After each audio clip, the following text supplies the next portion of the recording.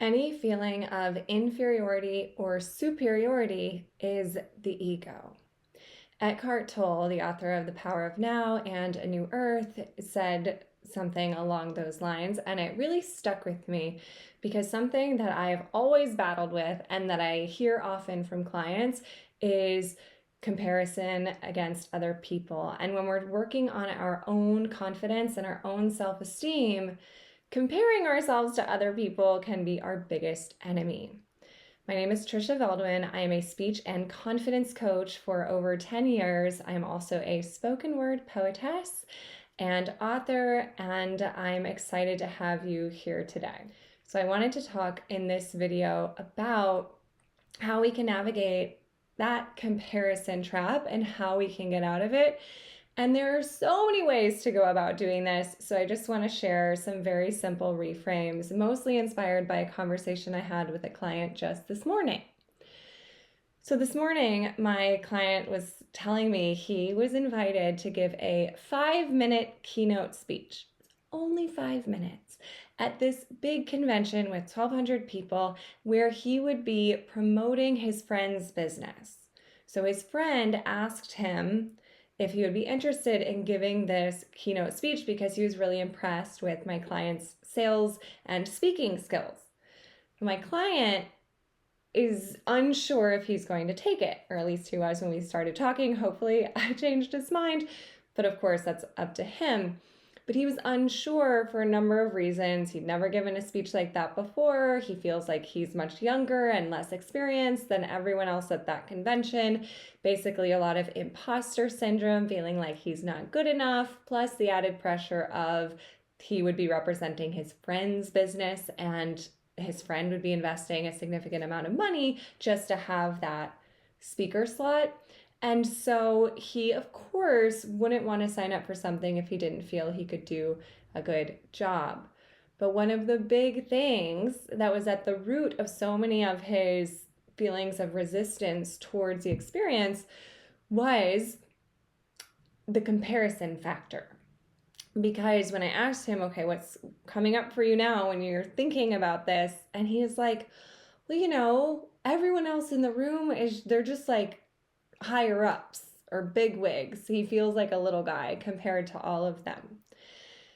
And I shared with him the quote I shared at the beginning of this video, which is that inferiority or superiority, those are all constructions of our egoic mind.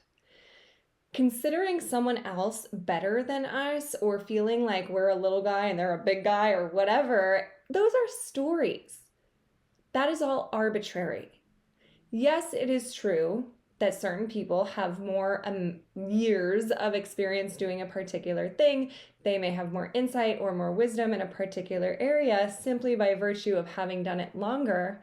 Yes, it is true they may hold a position or a title that is higher up, but I'm using quotes because a position and a title, those are labels that are man-made. And it is fair and important to acknowledge those sometimes, and those labels, their level of experience, that does not make them better or worse than you.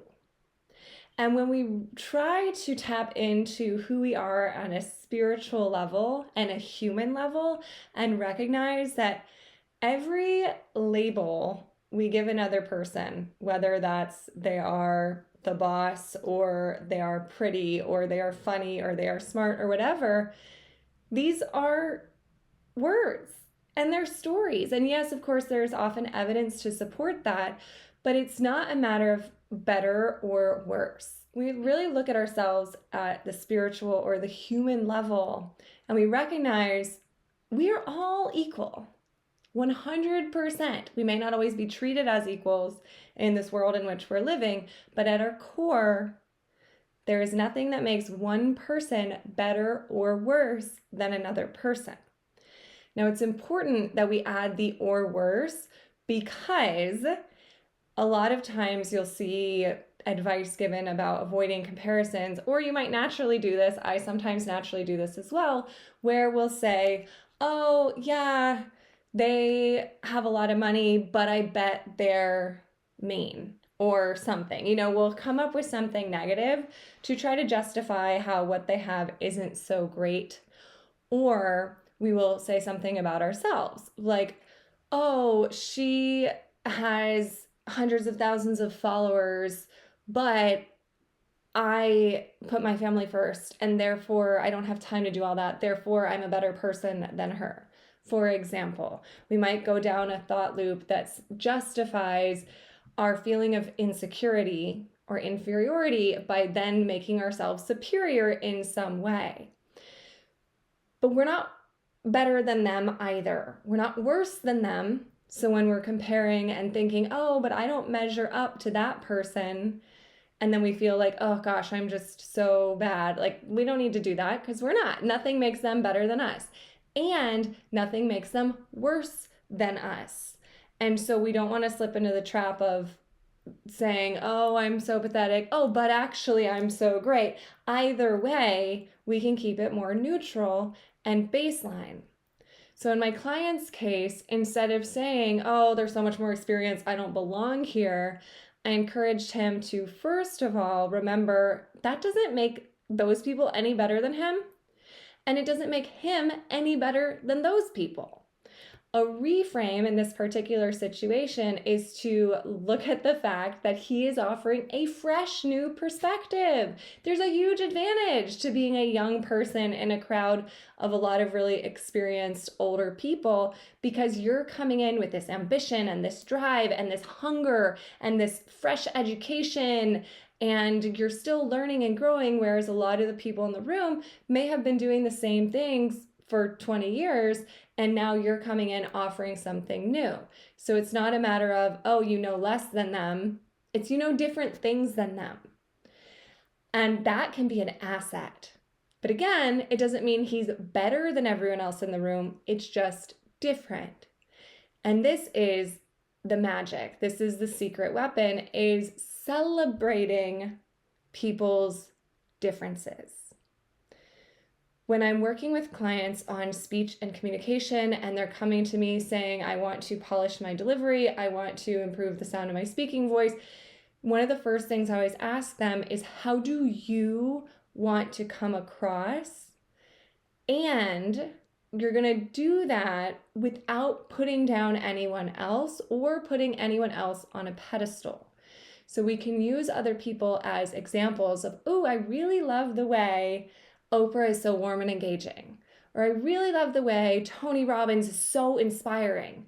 Or I love the way so-and-so, my meditation teacher, is so calming and relaxing. And people have different ways of being that inspire different feelings in their audiences or whoever it is with whom they're speaking.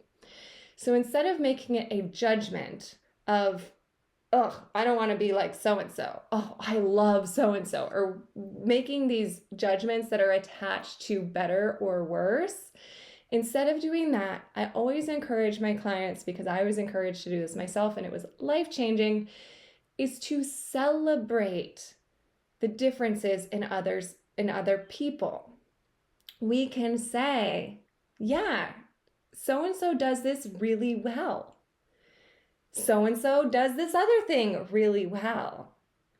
You do something really well that has nothing to do with anyone else.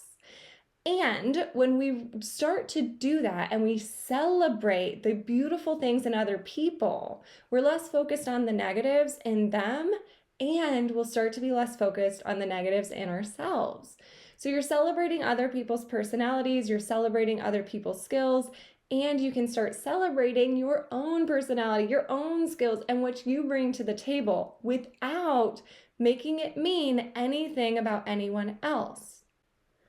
So it's not, oh, I'm such a nice person, everyone here is a jerk. That's not helpful for anyone.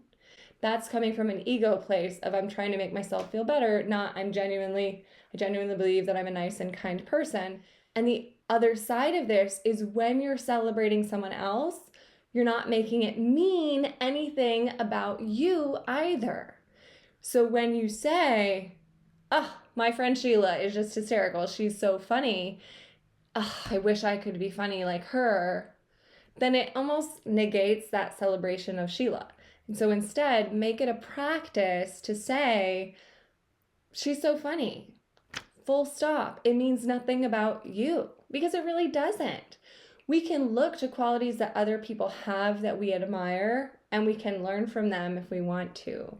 We can, like for my client, he can learn from the other people in the audience, and he can say what he loves about them and what he would like to develop in himself without making it mean that there's something wrong with him for not having it.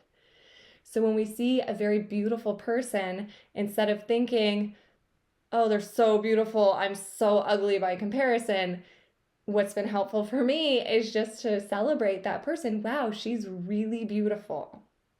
Or he's really handsome. That means nothing about me. It means that that person is attractive. Good for them. That's great. And celebrate that. Or that person's so funny, or that person's so empathetic, or that person's such a good listener, or that person is such a good cook. And that doesn't have to mean anything about you, because it really literally doesn't. So you can use that to inspire yourself to be a better cook if you like someone else's cooking skills. Or if you dislike something in someone else, if you find something off-putting, you think, man, that person really interrupts a lot. I don't like how it makes me feel. Then you can start to ask yourself, do I interrupt? And then make it a habit to check in with yourself. If that's something that you don't like in someone else, you can change it in yourself without worrying about what the other person is doing, because that is their life and this is your life. And when we have a more internal focus and we're saying, how can I be the best iteration of myself, regardless of what anyone else around me is doing, we're likely to feel the most confident, the most authentic, and the least likely to compare ourselves in a negative way. Because at the end of the day, we're all equal. Again, I know it doesn't always feel that way in society. We're not always given the same rights. We're not always treated the same way. That is not what I'm saying, because I know that that's not always true. But I also know that from a spiritual perspective, we are all equal. And that is why this is a much larger conversation, but that is why the world needs to work in that direction. And if everyone were really feeling that and feeling we're all the same, there would be so much less divisiveness. And if everyone, I truly believed, were more inward focused and really loved themselves and focused on being part of a community and bringing their gifts to the community and celebrating and lifting other people up in the community, we just have so much more of a peaceful environment. Because here's the other thing, we need diversity in all respects. So if you feel like, oh gosh, I'm just not funny, so-and-so is so hysterical and everyone thinks I'm boring, it's like, no, we need the funny person, celebrate the funny person. We also need the more serious person. We also need the more organized person. We also need the more creative person. So I, for example, will often compare myself to my friends whose homes are always neat and tidy. My home is not neat and tidy. I have a lot of clutter, and I often will shame myself for that and be like, oh, but at the same time, I know part of that is just I'm a creative person. Yes, I can admire their cleanliness. I can let that inspire me to tidy up more often, and I don't have to make it mean anything negative about my self-worth or who I am as a person, because it's not necessary. And I also don't have to do what I did in the past, which was I used to judge people whose homes were very clean. Or I had a college roommate whose room was always clean, and I was like, oh, that's so boring. I had someone tell me once, I hate tidy rooms, when they saw that mine was a disaster. And I was like, I like that perspective. I hate tidy rooms too. And so it made me actually look at my roommate more negatively for having a tidier space. It wasn't actually that I didn't think that was a good thing. It said I was judging myself because I had such a hard time keeping my spaces tidy. And I was making it mean she was better than me. And in order for me to feel better, I had to put her down. This was all in my head. She had no idea unless she watches this video. But that's just an example to say we all have different qualities and we all excel in different areas. And when we really celebrate other people and what they have to offer genuinely, and then we celebrate ourselves for what we have to offer genuinely without making either mean better or worse, then I think we'll all feel a little better. And that is how we can dissolve that habit of comparison that is done in a more toxic way. So here's what I recommend you do to put this into practice. The next time you see or notice something in someone else that triggers a response in you that makes you compare yourself to them, I encourage you to try this instead. Say, wow, they're really good at that. Fill in the blank. Or that's really admirable that they have that. And here's the most important part you're going to add, that means nothing about me. Wow, that's really good for them that they have all of that. And that has nothing to do with me. Full stop. And we could elaborate on this more. There's more you can do there, but just letting that be a starting place and celebrating the good in everyone and celebrating the good in yourself, because there's so much good in you, I think will help make you feel better, and myself as well. Sharing this also because I need it as a reminder for myself constantly, because I think it's just kind of human nature to fall into that comparison trap. So thank you so much for listening. If it resonated, I encourage you to leave a comment and let me know. Please also follow my newsletter, subscribe to my newsletter where I send out updates. I'm excited to announce I just redid my website, so go check it out at powerfulandpoised.com. And if you're seeing this before Valentine's Day, I think a beautiful gift idea is an inspirational book of poetry, okay? Beautiful. It's got flowers, perfect for Valentine's Day. Just saying, these are available on Amazon. You can find it at the link in my bio. Thank you so much for watching. I celebrate you for being you, and I'll see you next time.